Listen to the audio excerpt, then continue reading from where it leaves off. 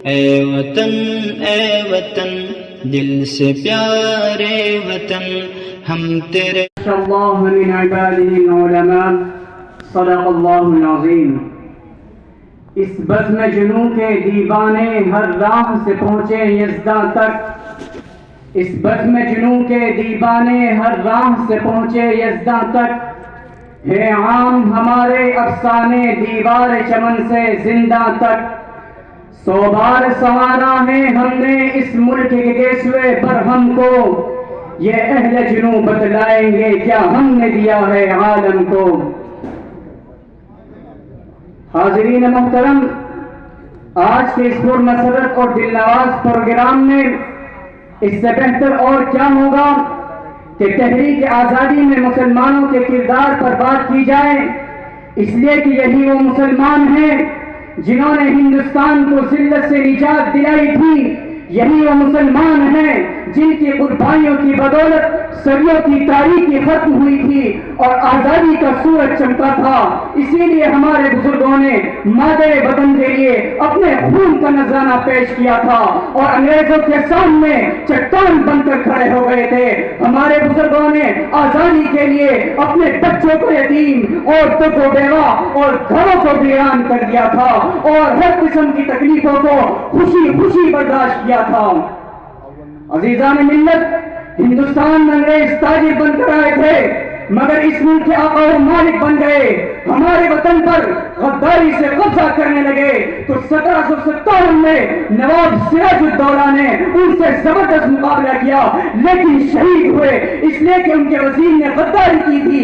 پھر 1799 میں ٹیپو سلطان نے ان سے زبردست مقابلہ کیا، وہ بھی شہید ہوئے اس لیے کہ ان کے وزیر نے بھی غداری کی تھی۔ پھر 1831 کے اندر سید احمد شہید اور ان کے مجاہدین نے مقابلہ کیا لیکن وہ بھی شہید بالا کوٹ بن گئے۔ پھر 1857 میں حجت الاسلام مولانا محمد قاسم نانوتوی، مولانا رشید احمد گنگوہی، حاجی امداد اللہ مہاجر مکی اور حافظ ضامن جیسے اکابر ملت نے انگریزوں سے شاملی کے میدان میں زبردست مقابلہ کیا لیکن یہ انقلاب بھی ناکام ہوا اور آخرکار انگریز پورے ملک پر قابض ہو گئے۔ پھر 1866 میں دارالعلوم کا قیام ہوا تاکہ مجاہدین اسلام تیار ہو اور ملک کو آزاد کرائے۔ حضرات محترم، ہندوستان کی تحریک آزادی میں دارالعلوم کے اکابر علماء نے قیادت کی ہے۔ شیخ الہند، شیخ الاسلام اور مجاہد ملت جیسے اکابر علماء نے تحریک آزادی میں قیادت کی ہے اور تحریک آزادی کا پرچم بلند کیا ہے۔ انہیں حضرات نے جمعیت علماء ہند قائم کی، خلافت کمیٹی قائم کی اور پورے ملک میں جوش و خروش کے ساتھ تحریک آزادی کی لڑائی لڑی ہے اور انہوں نے پورے ملک کے اندر اپنی قربانیاں پیش کی ہیں، اپنا خون بہایا ہے، اپنی اولادوں کو قربان کیا ہے لیکن افسوس، سب افسوس، آج ان کی قربانیوں کو فراموش کیا جا رہا ہے۔ تحریک آزادی میں اگر سب سے زیادہ قربانی کسی نے دی ہے تو مسلمانوں نے دی ہے لیکن افسوس، سب افسوس، آج مسلمانوں کو بدنام کیا جا رہا ہے، مسلمانوں کو غدار کہا جا رہا ہے، انہیں غیر وطنی کہا جا رہا ہے۔ اس لیے ہمارے بزرگوں نے ہمارے وطن کے لیے یہ قربانی دی تھی، اس لیے نہیں دی تھی کہ ہمارے وطن کو، ہمارے رہنے والے باشندوں کو بدنام کیا جائے۔ عزیزان ملت، ہمیں ان تمام غداریوں کو بالے کار رکھتے ہوئے اپنے اکابر کی قربانیوں کو یاد کرنا ہے اور اپنے اکابر کی قربانیوں کو یاد رکھتے ہوئے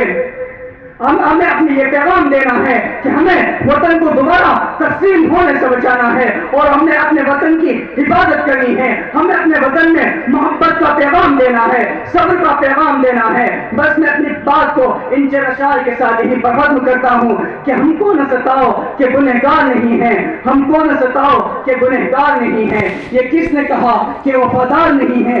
جب بھی دیش نے لہو مانگا لہو ہم نے دیا ہے، ہم فخر وطن ہیں، کوئی غدار نہیں ہے۔ وما علینا الا البلاغ المبین۔